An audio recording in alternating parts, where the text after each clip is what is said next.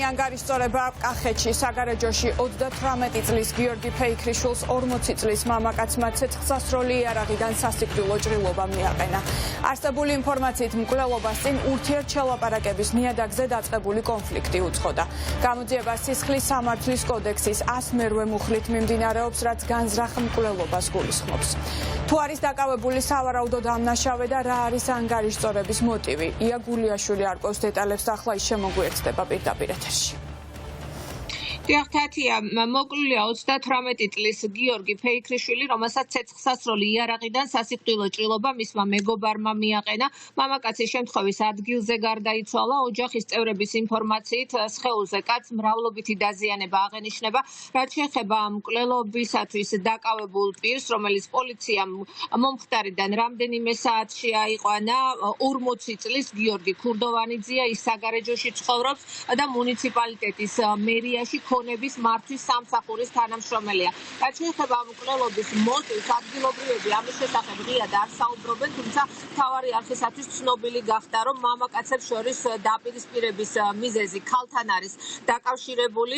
ჩვენ ცოტა ხნის წინ ვესაუბრეთ მოკლული გიორგი ფეიქრიშვილის მამას, როგორც იოსებ ფეიქრიშვილი ამბობს, მისი შვილი სახლიდან გუშინ დაახლოებით 2 საათისათვის გავიდა, მასთან არ ქონია ცეცხლსასროლი იარაღი და დაახლოებით 4 საათისათვის ოჯახს უკვე შეატყობინეს, რომ სოფელ ანთოკის მიმდებარე ტერიტორიაზე, სადაც ყოფილი სამხედრო ბაზა არის განთავსებული, წყემს მაიპოვა შემთხვევით გარდაცვლილი მამაკაცი. მამა ვარაუდობს, რომ შესაძლებელია მისი შვილი სხვა ტერიტორიაზე მოკლეს, თუმცა ის უკვე მოკლული კვალის დაფარვის მიზნით გიორგი ქურდოვანიძემ, რომელსაც სულაც არ არის გამორიცხული, რომ თანამზრახველებით ყოლოდა გვერდით, მიიყვანა ცხედარი და სწორედ ყოფილ სამხედრო ბაზის ტერიტორიაზე დატოვა.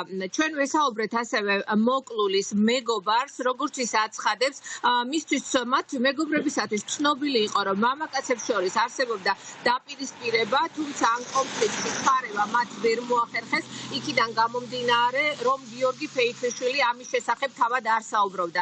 რა კომენტარები და განმარტებები კეთდება მკვლელობასთან დაკავშირებით, მთავარი არხის მაყურებელს შეუძლია პირდაპირ ეთერში მოისმინოს. მოკლას ზუსტად არ ვიცი. მაგრამ თვითონ ჩაბარებულია ვინც მოკლა ჩემი შვილი. ქურდოვანიძეა გიორგი. ბავშვობაში მეგობრები იყვნენ და რა ვიცი, ბოლო დროს რა მოვიდა ზუსტად არ ვიცი. აი გუშინ რა მოხდა იცოდით რომ მასთან შესახვედრად? არა, რომ ცოდნა და როგორ გავუშვები ჩემი შვილს შესახვედრად. სახლიდან გავიდა 2 საათის. და ალბათ მალევე შეხვდა იქ ვინც მოკლა იმ პიროვნებას რა. მაგრამ მე გავიგე 4 საათზე. იმიტომ რომ სახლში ვიყავი და ცოტა გვიან დამირეკა ჩემმა ძმამ და შემატყობინა რომ ესეთი ამბავი იყო. სხვა დეტალები არ ვიცი. ავტომობილში იყო ჩაცხრილული თქვენი შვილი? ესე თქვენს რომ ავტომობილში და მე მანქანიდან გადააგდეს. ანუ აქედან საგარეჯოდან ჩაისვეს მანქანაში და გზაში მოკლა თუ იქვე ადგილზე მოკლა ეგრე ტყვით არის მდარი. ერთი ტყვი აქვს მოხდა. გულშია გეკოს ტყვიითო და ზუსტად არ ვიცი. თვითონ მოკლული რაღაც მწყემს მაიპოვა. ანთოკი თუ მარიამ ჯვარი რა ვიცი ეგეთ სოფლებია რა. მოტივი რა ვიცი რაღაც ძალიან დიდი უთანხმობა ალბათ რა. წარსულს უკავშირდება თუ ანუ ადგილზე მომხდარი? ახალი მომხდარი რაღაც კონფლიქტი. დაღუპულის მანქანა იყო ცუდად გაჩერებული და უბრალოდ იცი რა არის კითხვები გაჩნდა რომ რატო დგას ეს მანქანა ესე და თან რა ვიცი რომ იკითხეს კიდე მშობლებმაც. კი. და იპოვეს მე. რა ვიცი ეს იყო უთანხმოება რა, ერთ-ერთი უთანხმოება რა და იცი რა არის ცუდი რომ ჩვენ რო გავყოლოდით ეგეთი რაღაც არ მოხდებოდა და ჩვენს უჩუმრად წავიდნენ და ესეთი რაღაცა გააკეთეს. შეიძლება წაქცეულია ან დაცემულია, ეს უკვე არ ვიცი. საერთოდ თანამშრომლებიც იყვნენ, უმუშავიათ ერთად და მქონიათ ურთიერთობა.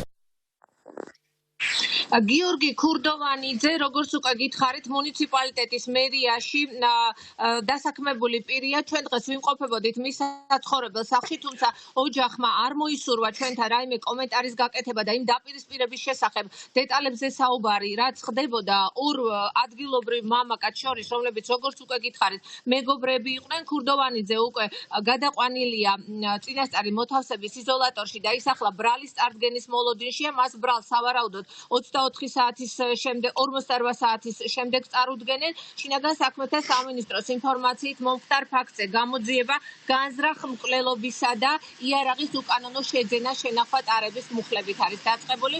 ბრალი კი ამ კვალიფიკაციის მუხლით 15 წლამდე თავისუფლების აღკვეთას ითვალისწინებს.